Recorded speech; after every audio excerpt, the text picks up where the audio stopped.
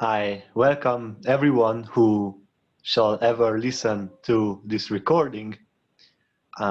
Today's topic is something very interesting, in fact. Um, we have spoken about the dharmas being the fundamental elements of reality, those puzzle pieces that cannot be broken into smaller parts. These are the so-called dharmas, or teachings, truths in the English language. And the beauty in these dharmas is that if we understand certain phenomena, it means that we understand all the small puzzle pieces coming together, creating that certain phenomenon. To give an example for this is that of fear. Many times we look at fear as a very fundamental emotion, for example. But is it that fear cannot be broken into smaller pieces that make fear come, come as a reality? And in fact, the answer is that there are even smaller pieces of emotions, or that those of consciousnesses that come together, imposing on one another, and then creating that fear. Because if you look at fear, we see that certainly there's some kind of restlessness or doubt. Because whenever we fear something, we are either strongly doubting something, or we are very restless with respect to something. And the other thing that is always present in fear is that of aversion. That whenever we feel fear, we feel displeasure. There's no such fear when the body is blissed out and has chilly willies all over the place. So we see that, for example, fear comes together as agitation and or doubt, and that of aversion towards something.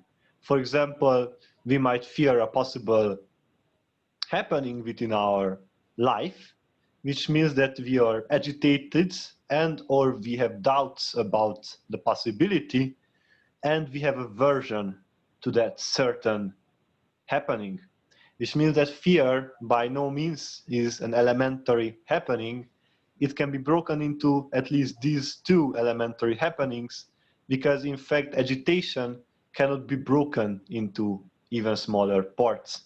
We might see that you have agitation towards different objects, towards different things, but it's not agitation itself which is broken into different parts, but the objects with respect to we feel that certain agitation. And how does this have to do with today's topic is in fact in the fundamental understanding that many of our phenomena are born out from different smaller pieces. And it is important to know these smaller pieces because that makes us see how the mechanism is for different happenings.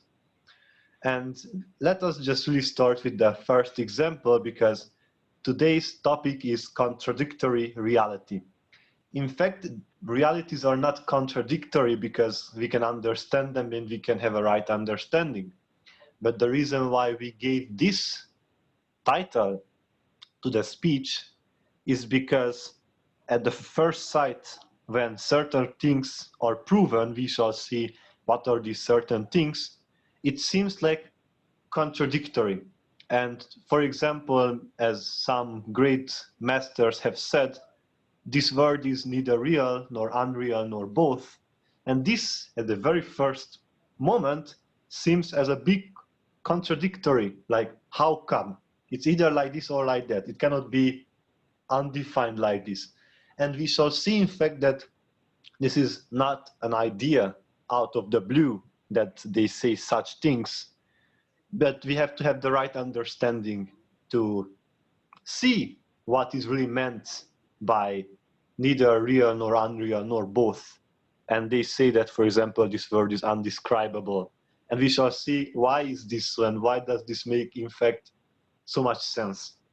So to start to speak about this, first I would like to give a very interesting happening that we in fact experience every day, or almost every day, but it is just that we never dig many times deep enough to see it happen. So the example is very simple. Let us have a mirror and the face of ours or of any being.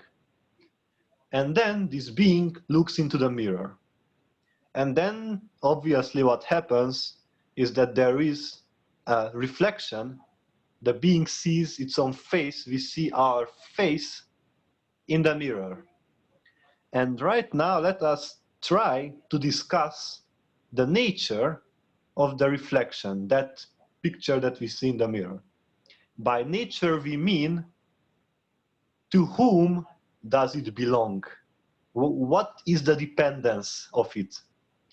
And the very first thing that we might say about the reflection is, well, it either belongs to the face, to the mirror, to both, or to neither of them. And to see what is the reality of a reflection, of in fact any kind of reflection, we shall see this very simple example, because when we see an example, we will in fact induce. We use an induction, which means that we generalize it.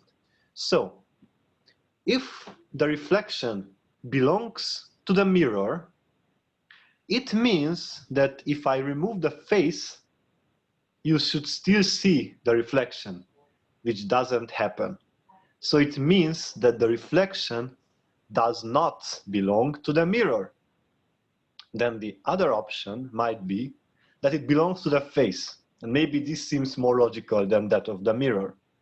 But if it belongs to the face, it means that if I remove the mirror, you should still see the reflection, which does not happen, obviously.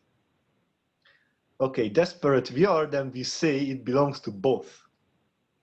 If the reflection of something belongs to both participants, I say that it cannot be either, because if I turn my back to the mirror, so I don't place them in the right way, it might be that both the face and both the mirror are present.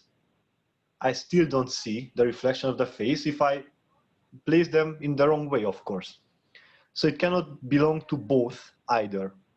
So the only possibility that is left is that it doesn't belong to any of those. So the conclusion is that the reflection of something is not real because it depends on two different things. In fact, we use at this point the name, the reflection is mutually dependent on both the face and the mirror. It simply means that they have to be present, but they have to be present in a way that they produce that certain reflection. For example, as we spoke about fear, you might be agitated and you might have aversion, displeasure, but it might not necessarily come out as a fear consciousness, as a state of mind of fear. It has to be a very specific combination, right? So normally the reflection of anything is said to be unreal because of this mutual dependence. So if one of the conditions is not met, any of those, it will simply not happen. So it means that it originates from something from before. So this is the basis. If we understand that normally many phenomena aren't self-existent, but they are just a consequence, we start to understand that it first seems to be contradictory, like it's not even existent, but I can still see it. Like, how come? Because it's mutually dependent on both of them.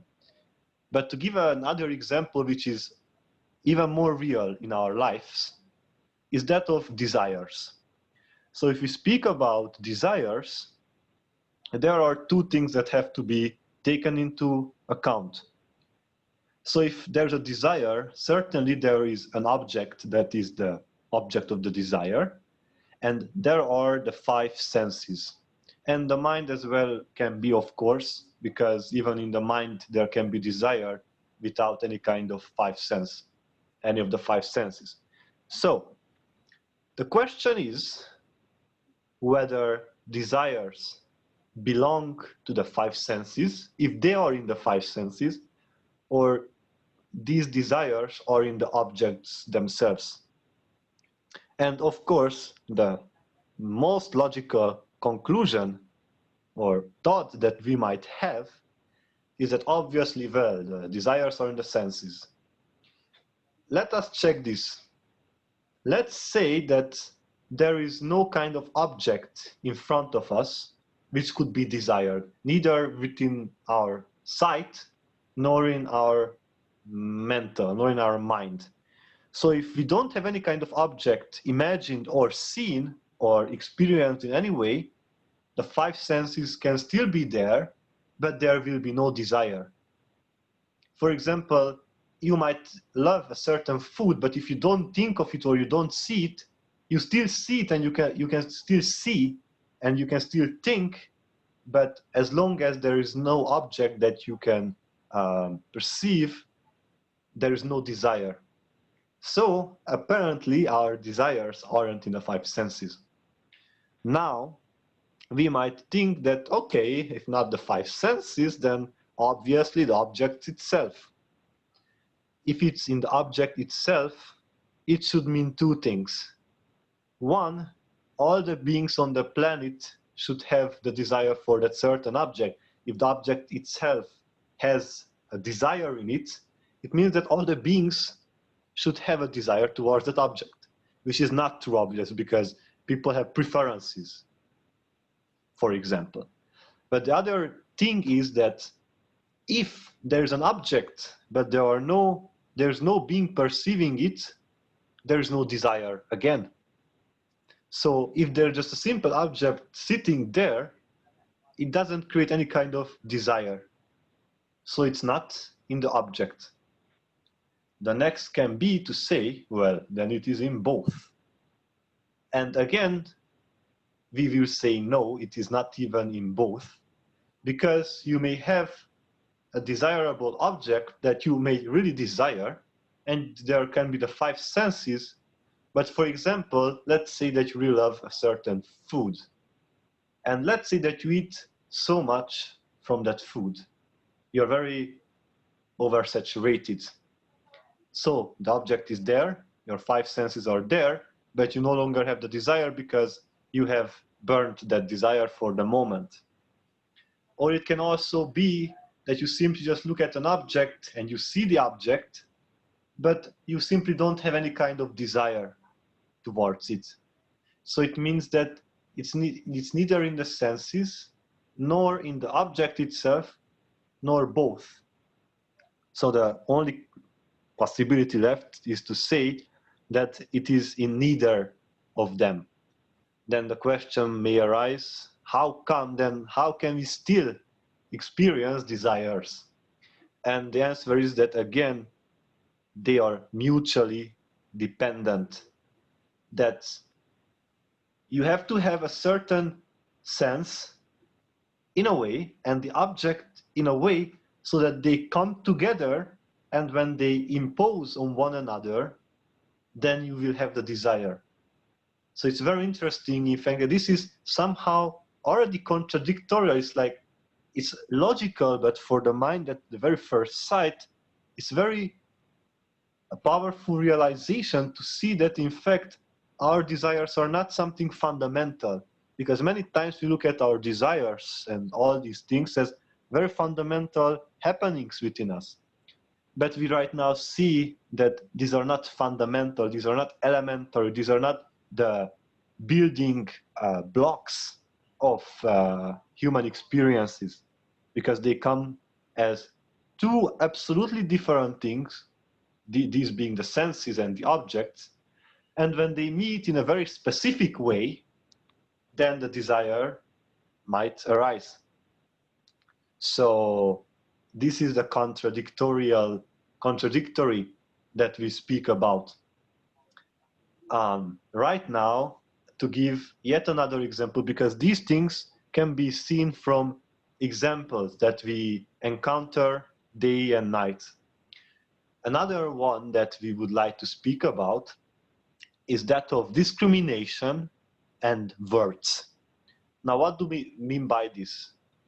What is the reason that we have words to different objects, phenomena, happenings, feelings, expressions? There is only one reason why we use words to objects, and it is because we discriminate them. Discrimination has always this negative meaning to it, but discrimination fundamentally means that there is one thing and you see that there's also another thing. For example, it's a very simple phenomenon. When you cut salads, you obviously have to know which is the salad and which is your finger. And in this way, you know, such discriminations are good, but if you look at the discriminations that we do, that we perform, they support exclusively our survival. That is the only reason why we use discrimination and then words to our discrimination, so that we may, you know, refer to different things. And it's very interesting. Another thing is that, let's say that you put sugar in the water, and since it dissolves in the water, whenever we, you know, if anyone comes and just looks there, they will not say that it is water with sugar, they will just say it is a cup of water. It is because very subtle things we don't discriminate, either because we don't have the words to it or because it has no reason to discriminate. We normally discriminate very powerful things, and this is why it's for our survival. But the whole point of this example is to ask, are our words the same or different than the discrimination? Now, to answer this question, we have to look at words. What are really our words? Now, in fact, there are two types of words in this sense. There are those that we use, for example, when a cat meows, then we say that meow. So we try to imitate the happening. Or when we say that the dog barked, then we say wow, wow, then we again try to imitate. These are one kinds of words. And the other kinds of words are those completely arbitrarily created. For example, when we say cat or dog, all these words are just, as we say, sweet sounds that in fact have no meaning to it.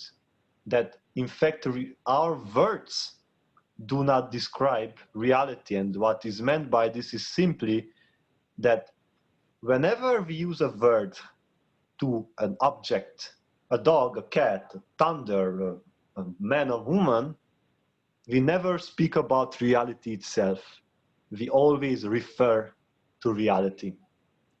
So, because, for example, if our words really expressed reality, it would mean that for an object, we should have only one word, because it should be a one-to-one relation. If really our words express reality, are the objects that we try to speak of, then there should be only a one-to-one situation with the words.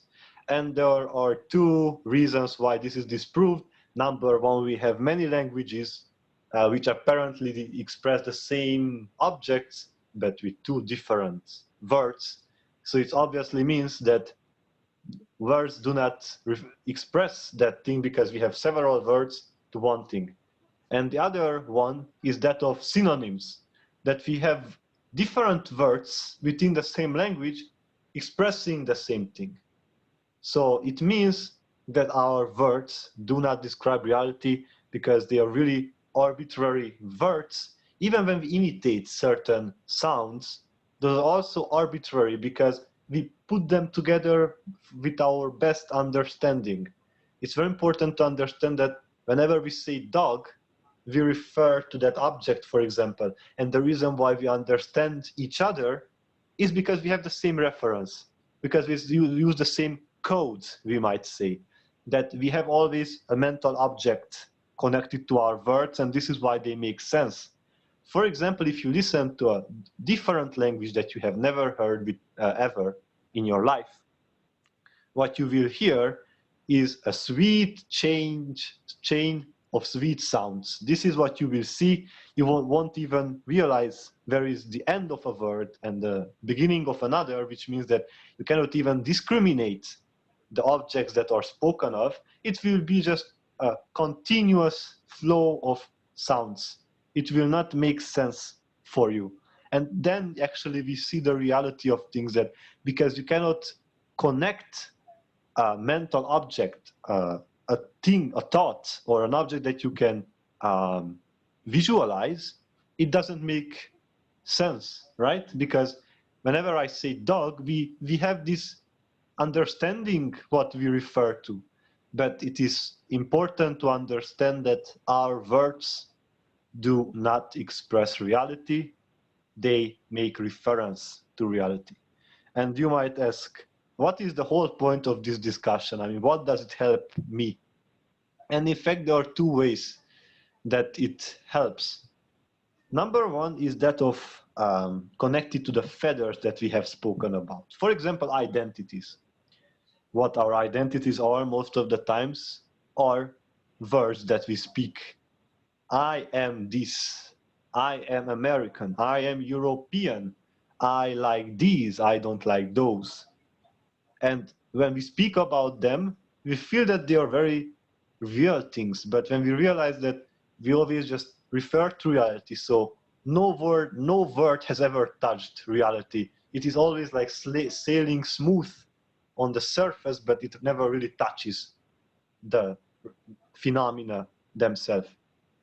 So because if we realize that our words simply have no power to express a single thing, our identities, if we really want to give up the feathers, and we are determined and dedicated to that, it's much simpler when we realize that whatever word we want to use for ourselves, for our likes and dislikes, for our preferences, it's not really real. At best, you can think of it, and then you might feel that you're closer to your likes and dislikes, but not even our thoughts express reality within ourselves, because as they are thoughts, it means that they are a mental formation. It means that they are a consequence, most likely, of a previous thought, and that it's in a chain of thoughts, which means that it certainly cannot express something real because of our filters within ourselves, how we see things, that we impose things on things that are really not so, that we might see a certain being with a certain feature, and we might immediately not like them, but not because of the being itself, but because of what we see in that. So neither words nor thoughts, in fact, touch reality. And by this reasoning, you can immediately see that our feathers, rituals, and the rest are not really real, and even our sensual desires, for example, or ill will, are not real simply because those things that we have desire for and we have aversion to, you can not even think of and let alone speak of. So going back to the topic, we see that our words hold an apparent meaning, but they do not speak about reality, and that's certain. Now, if we speak about the connection of discrimination and words, so the question is if words are the same, different, or neither of these from discrimination. Now let us take one by one. If we say that words are obviously different than discrimination, because that this is why we use words to express even more our discrimination, then it is contradictory, because if words were different from the discrimination that they arise from, then they couldn't have discrimination as their root, because the very fundamental truth is that words arise because we have discrimination. Without discrimination, we wouldn't even think of words. So if words are different than discrimination itself, then how come they are rooted in discrimination? So it means that they are part of the chain. It means that they cannot be different. Then the next one might be, okay, if they're not different, then it means that they are the same. So discrimination is the same as words, or words are the same as discrimination. But that is also impossible, because then why do our words have apparent meanings? If they're really different, then why do we do another step? Why do we express them then? If they are different, if they are the same, then we could just discriminate one object from the other one. We still wouldn't need to make that next step of even giving them words, mental objects, and the words connected to them. So it means that words are neither different nor the same as our discrimination. And this is that contradictory thing that we speak about. How come it arises out of discrimination, yet it's neither the same nor different? And obviously both of them cannot be, because if neither the same nor the different, then obviously it cannot be both either. And there's only one reasoning to which this happening can be real, can happen, that it is possible, and it is because our words, as we have already said, do not mean a single thing. And so the meaning of our words is illusory. It's not there. We just hallucinate, in a way, the meaning of the words, and therefore we can refer to things. But when there is a non-existent thing, non-existent in the sense that it is relatively existent to us, because if there were no humans, then words wouldn't even be. So this is why relative existences, such as the existence of words, leads us to such conclusions that they are neither different nor the same to the thing that they arise from, because it's a fact that words arise from discrimination. Because if we had no discrimination, then what other reason would we have to use words as an expression for reality? And to just say it again, because it's really tricky to understand why they are not the same and not different, so we will just repeat it once more. If they are different, then they couldn't arise from discrimination, but they do arise from discrimination. And if they are the same, then why do they hold meanings within themselves? Because if they are just discrimination and nothing else, then we could just stop at discrimination and not use words for them. But we do use words for them, which have meaning, at least for us it appears to have.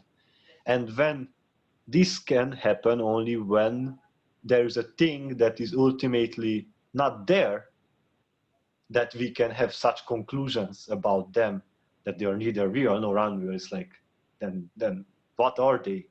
And this is when they say that they are undescribable, because this is, description means that you say something positive about it. You say some things about it that make sense. But when you negate both possibilities that are opposed to one another, because if I say real, unreal, these are positive expressions because they express their nature with positive terms. If I say it's neither real nor unreal, it means that I negated both possibilities. It means that then what is it? And this is why they say it's undescribable, because we negated all the possibilities, but they still appear to be there. Like, then how is it? And the proof is, again, as we said, that whenever you arrive to such conclusions about things that they're neither like that nor the other way around, it can be, and this is the only way, that they ultimately are not there. For example, that words have meanings, but because we hallucinated the meaning into them. In reality, I might say dog, cat, but if a UFO comes and looks at me, he will just hear that I'm like mumbling something, and that's all that they will hear. So this is very interesting to see, because we still use words as a reference, but it's really important to know. And there is this saying, which is a very beautiful saying from the tradition of the Buddha. They say that from the moment of enlightenment, from the moment of the enlightenment to the moment till the Buddha left his body, he has not uttered, he has not spoken a single word. And at the beginning we see, like, how come there are thousands of books that his disciples wrote after his departure, and how come you say that he has not spoken a single word? And the reason is this: because the moment he enlightened to the moment when he left his body, he realized that words simply do not express reality. And when you speak about truth, about Dharma, knowing that in fact you can never really express it, but you try to make the best reference, because what a master does in fact is that they try to create the experience, because when you experience something, then the reference works, because then you can refer to it and you have a common understanding. For example, if I say déjà vu, which is the experience of having experienced that before, I say déjà vu, but the word déjà vu is a French word, which means already happened, already seen, happened. So certainly not all of us speak French and still we understand each other. And this is because the word déjà vu has become a code, a reference to the experience itself. But the word déjà vu is not the experience itself. It's important to understand this, because, you know, many times we entangle ourselves in words, and this is what philosophies do, which is in fact very different from seeking. That you have words and then you do not understand that these are just references to realities, and then we think that we preach so many things and how great we are, but we don't understand the fundamental truth, that our words sail above the reality of things and they don't ever touch them. To move to a very interesting question about this controversy of reality, contradictory reality, in fact, is that question that both philosophers and seekers try to find, is the nature of the relation of this world and the ultimate reality. Because this is what all religions and philosophies and are going all around and about, but because they don't touch reality experientially, they simply cannot see how it is. So what is this and what is the ultimate? This is the question. With Sanskrit words, and I will give the meaning of the Sanskrit words as well, so you know we understand both, is the question if Maya is different from Brahman. Brahman means in Sanskrit expansion. Expansion, in fact, means unlimited, infinite, because it is just like, you know, continuous expansion, something that has no limits. It's infinite in nature, we might say like that. And Maya, the word Maya, normally refers to ignorance, delusion, such things. But the word itself, Maya in Sanskrit, means measurer. Measurer means that you have a quality that you can measure. For example, height, temperature, density, volume, mass, forces. These are measurable units. These are measurable qualities. So why is that? I mean, we have spoken about this, but we will just give a little summary. Why is that this illusion that is all around, or what this is what we experience, is simply called measurer by an ancient language and an ancient understanding. It is because it's measurable with respect to Brahman, which is immeasurable. And when we start to measure immeasurable things, certainly that is the ignorance, that you start to see things there that are in fact not there. Speaking about qualities, for example. We have spoken about this in other videos, why in fact this world is without qualities, and I gave the example of a prism and the rainbow colors that appear from the colorless light. And this is how we see that there are qualities, but really there are no qualities, but because oneness is broken into many pieces because we experience it as such, and that is the only reason because this is how we experience. Ultimately, oneness is one. It is just that our experiences give them not one, but two-ness and manifoldness. So this is why they called the delusion and ignorance Maya, because we measure things that are unmeasurable, in fact. So the question always is whether the creation and that from which the creation originates are the same or different. So let us just try to find out if Brahman, the ultimate, and this word are the same or completely different, or both, or neither of these. So normally when we speak about Brahman, because it's a concept, we try to give it another expression that describes it even better for our understanding. So in Sanskrit, many times Brahman is called Sat Chit Ananda. It is three words, in fact: Sat, Chit, Ananda. Sat means existence. Chit means consciousness. Ananda means bliss. So whenever they speak about the ultimate, they say Sat Chit Ananda. Now, we can in fact take any of these three things to speak of, but I will take only existence out of it, because in fact it can be proven to all of these three. We have spoken about how in fact existent things have all consciousness, and where there's consciousness there's also bliss. So these three things are really not different. They're different in expression but not different in experience. Everything that has consciousness is certainly real and has possibility to bliss, and everything that is bliss is existent, and there is a consciousness there.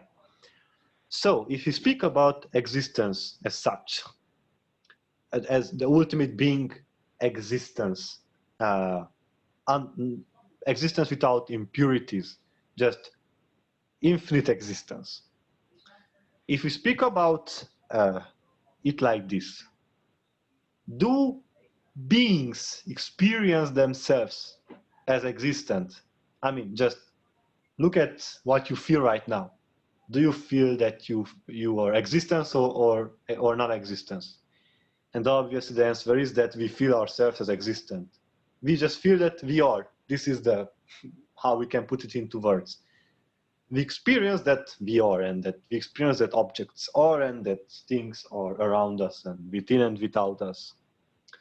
So certainly, if this word is not existent, then how come we can experience it as somewhat existent? We might of course know that it is relatively existent, but we still feel that there is existence in it, there is consciousness in it. So it is certainly not different, because if the absolute is infinite existence, then this is also somewhat existent, because we can experience it as such. If this were so, it is not different. This is what we say. If we say that it is the same, that cannot be, because if this relative existence is the same as the absolute, then why is it a relative existence? Why is it that I can measure things that in fact are unmeasurable? Why is that we are not all absolutely liberated? If it's absolute existence that I experience and all of us experience, then why is it not the absolute existence, which is without form, without thought patterning, without anything? So the word is not different, because then how can we experience it as existent? And it's not the same, because then why do we experience that we are bounded to this word?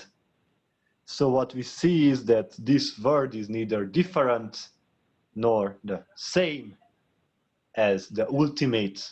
And this is the contradictory that we speak about, that we still experience it as existent, but we don't experience it as existence with absolute freedom.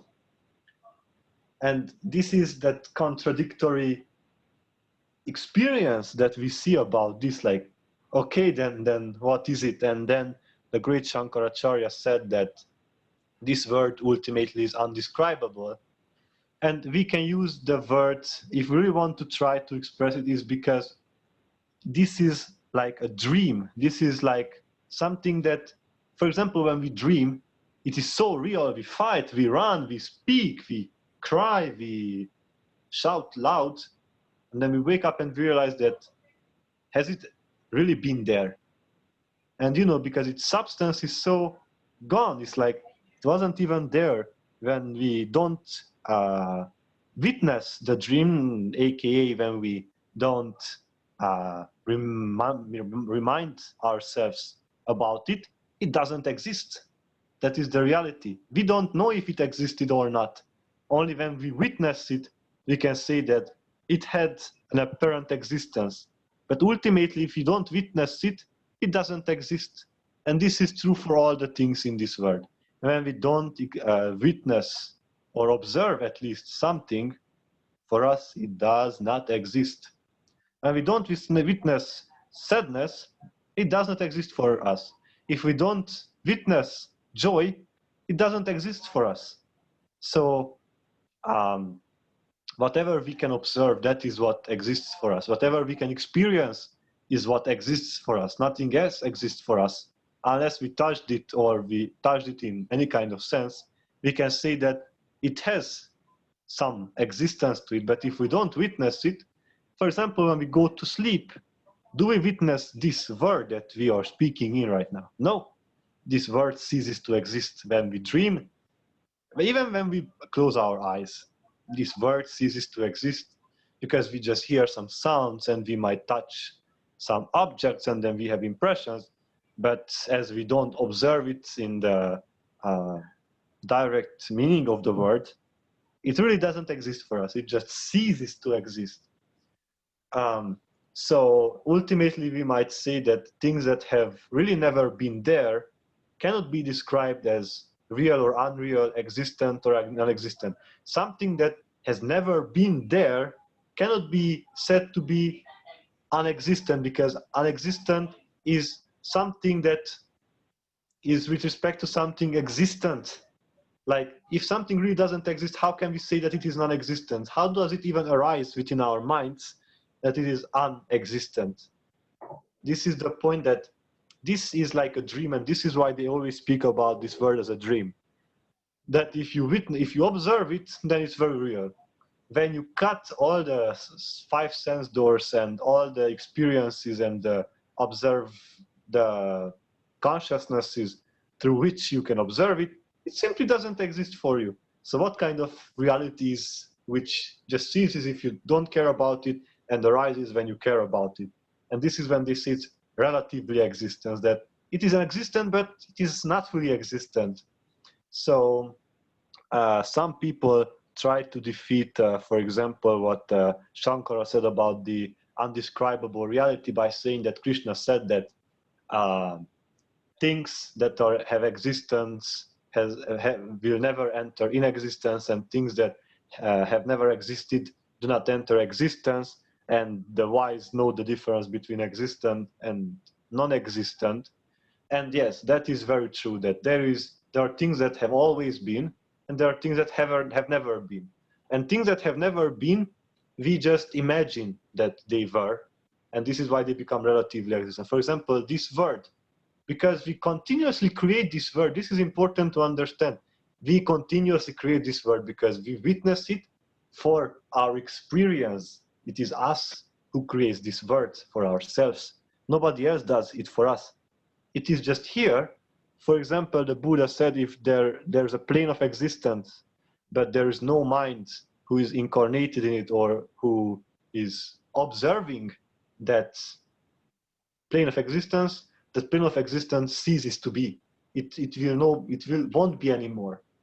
So we say it's undescribable because things that have really never been, why should we say anything about them? Like, if there has never been, let's say I have never had a dog, why would I even say that that dog is unexistent if it has never really arisen within me or anything that there was a dog? Then why would I even start to describe it with words? Like, even things when we say like non-existent, because this is the nature of our mind. When I say nothingness, we still think of something, like that nothing is that something, but because words limit us, because we simply cannot express what is nothingness. We spoke about something like this in the Sunyata video, that we might try very hard to speak about emptiness, but if I say empty, then the word empty will become a non-empty entity within our minds. And this is also with our undescribable word, that if it really has never been and it is just like a dream, then why would we even start to speak about it as having been there or not having been there? If we really just become, we really be that bliss, we don't even care about this word. Like, when you are so blissful, you don't even care about whether this word exists or doesn't exist. You simply don't entangle yourself into such thoughts. Such thoughts are important when we might feel that this word is real, and then we might feel depressed. Then it's very good to know how to reason that it's in fact not there.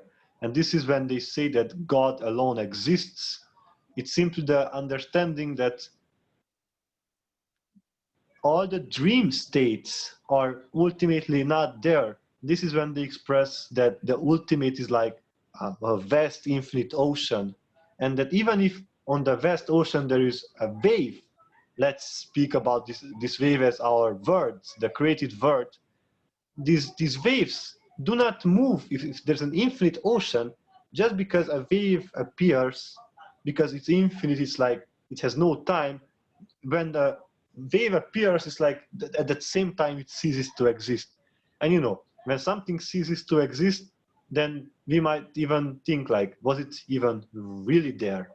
Like, many times we experience, for example, traumas or sadness, but when we go beyond them, when we become enlightened with respect to many things, when somebody says, do you remember when you had it? It's like, you do remember if you force yourself, but besides that, it doesn't even feel real anymore. It's like, has it really happened? Like, I'm so beyond that I cannot even experience the memory of it as being real.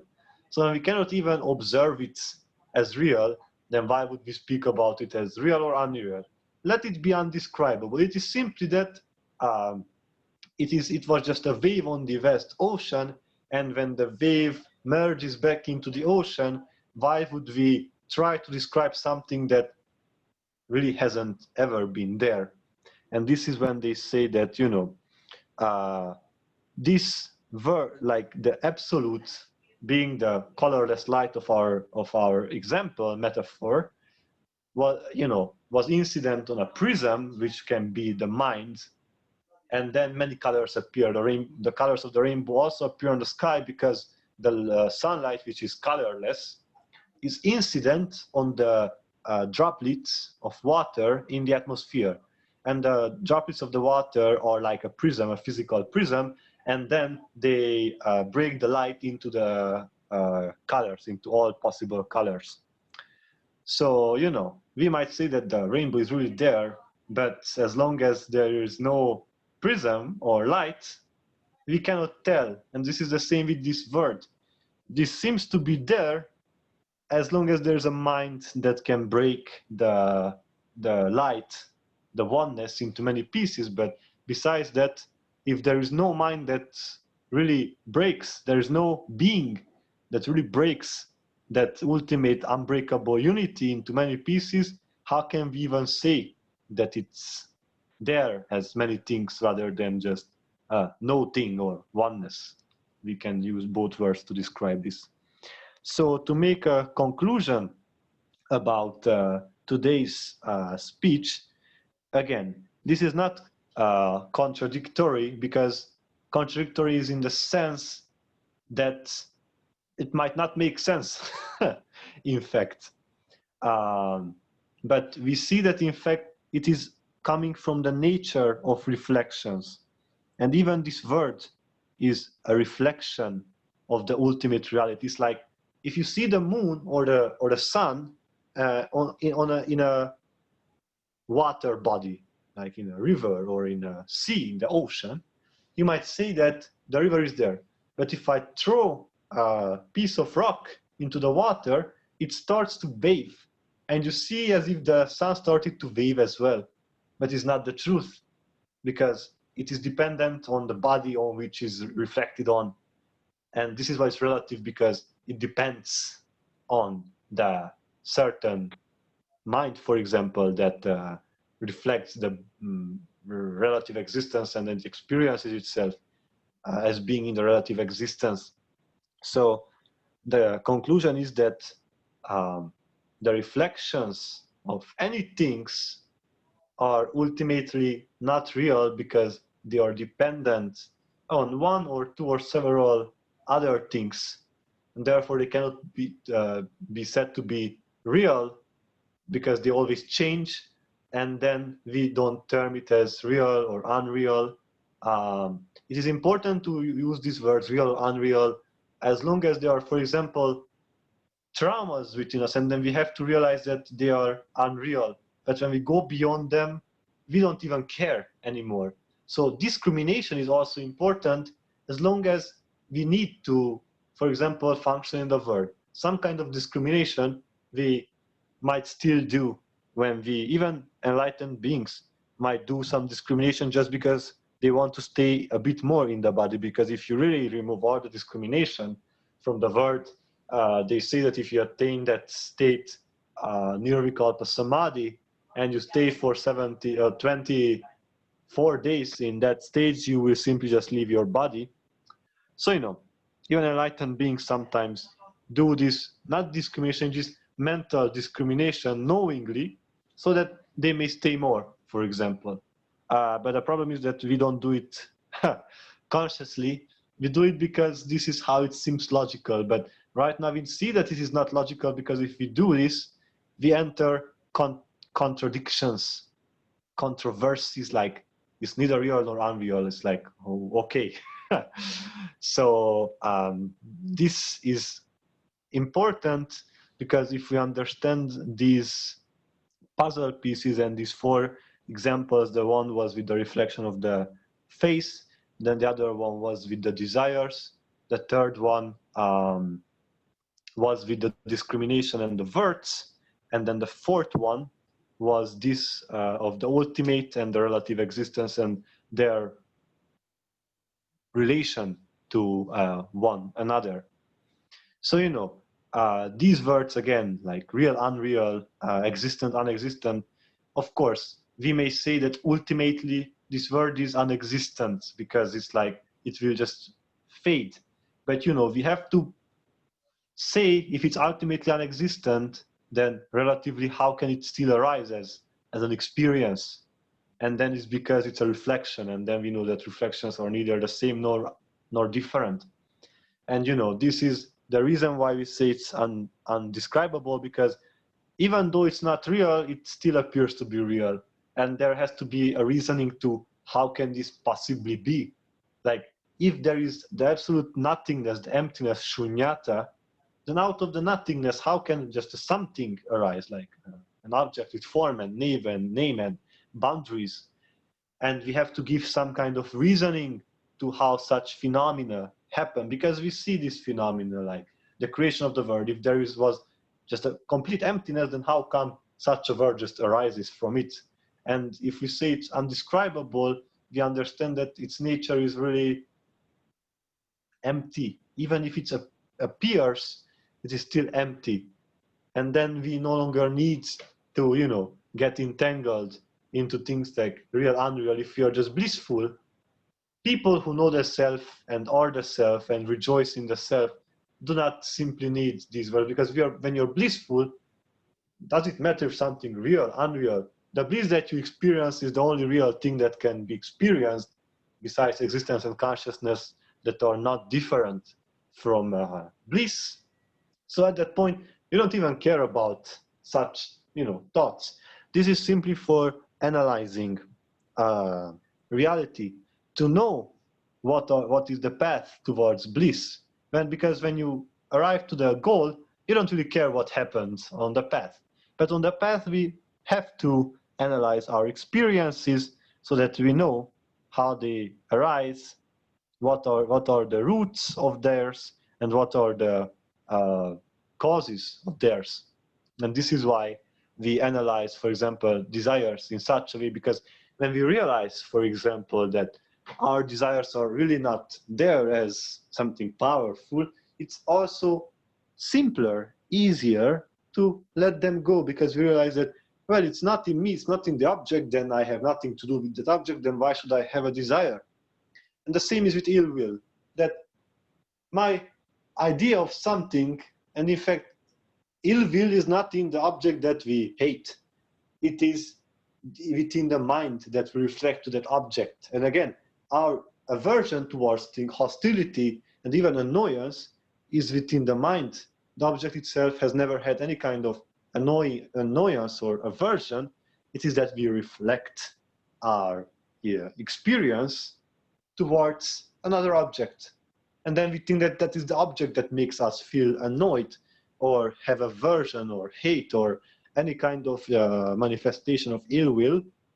But it's really just arising within the mind that reflects itself outside, because it's very simple to find objects.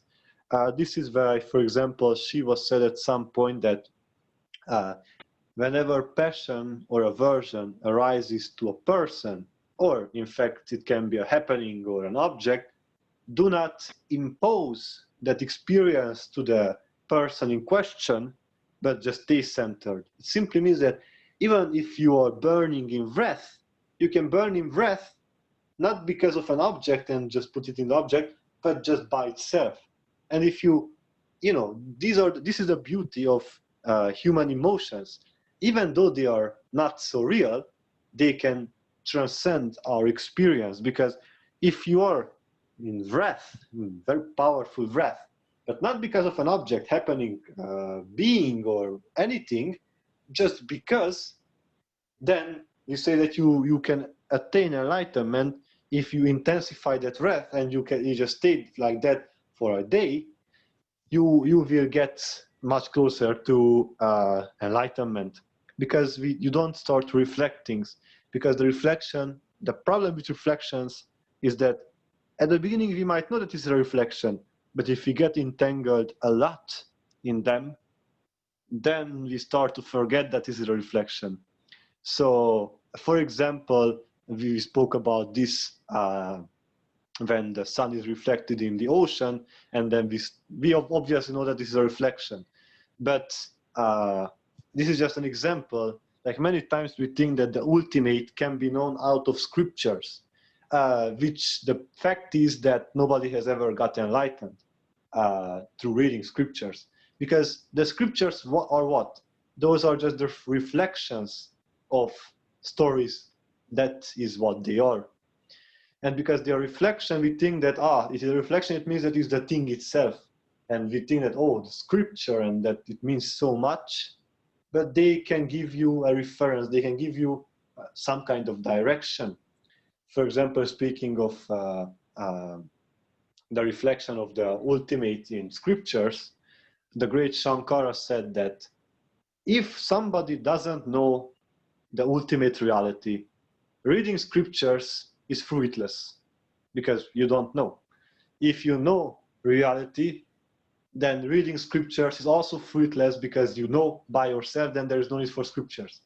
So neither the lack or the knowledge about reality, both of them exclude the need for scriptures. If we speak about reflections, of course. Nevertheless, we do read scripture sometimes so that, sometimes we can check our experiences if we look at certain writings about beings who have experienced similar things before us.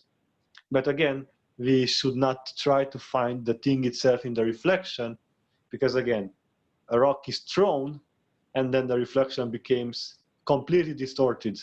You don't even see if it is the sun. If you throw 10,000 rocks or even one, you will see just a distorted image, like a moving puzzle. A sun broken into many pieces. This is what we see. And this is why we say that reflections are really not real, because they constantly change and they simply cannot show the reality of things because they are reflection. In the same way is this body just a reflection. It is just like a shadow. Like it is here, but it is not really here. This is the experience of it.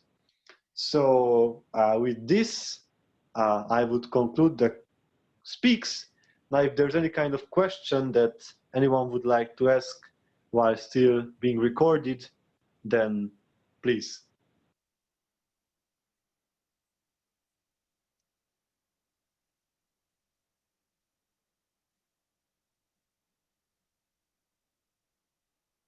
And if there are no questions while in the recording, then thank you very much for listening. And if there are any kind of questions that arise in the listeners of future times, then we can be always contacted, and we can always discuss things again if needed, of course. Thank you very much.